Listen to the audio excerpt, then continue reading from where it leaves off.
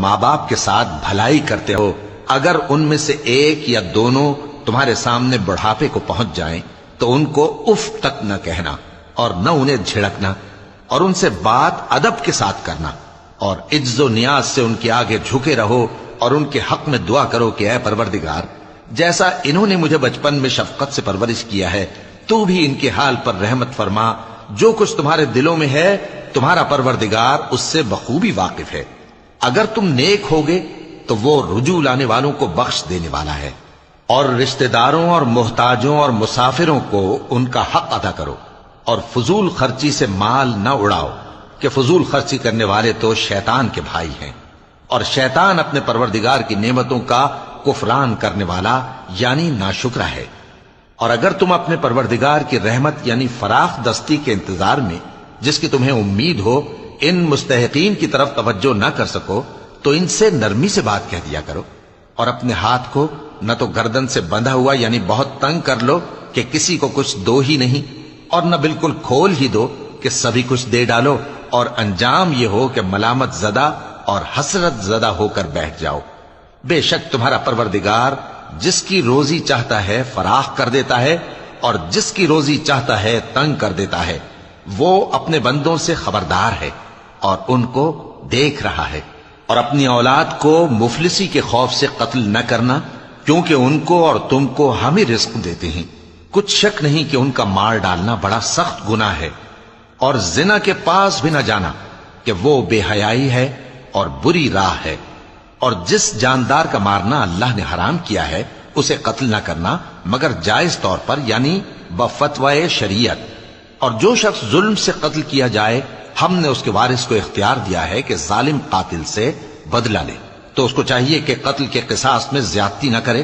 کہ وہ منصور و فتح یاب ہے۔ اور یتیم کے مال کے پاس بھی نہ پھٹکنا مگر ایسے طریق سے کہ بہت بہتر ہو،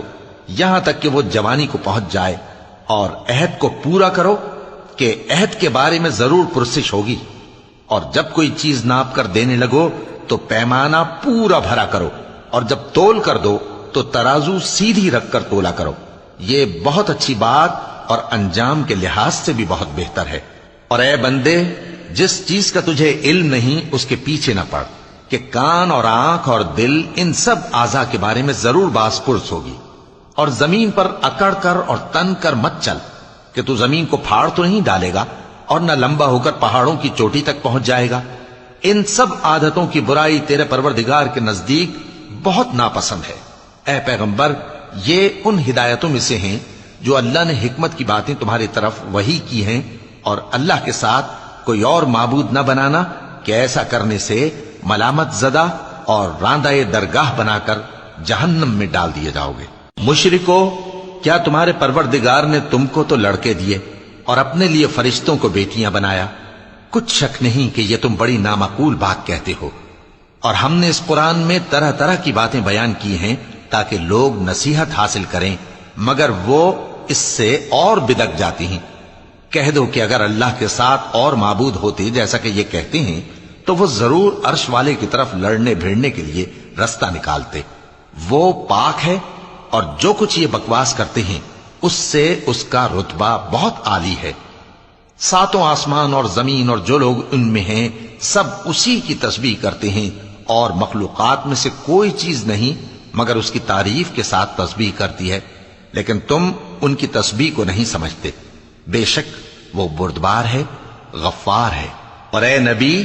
جب تم قرآن پڑھا کرتے ہو تو ہم تم میں اور ان لوگوں میں جو آخرت پر ایمان نہیں رکھتے چھپا ہوا پردہ یعنی حجاب ڈال دیتے ہیں، اور ان کے دلوں پر بھی پردے ڈال دیتے ہیں کہ اسے سمجھ نہ سکیں، اور ان کے کانوں میں ثقل پیدا کر دیتے ہیں۔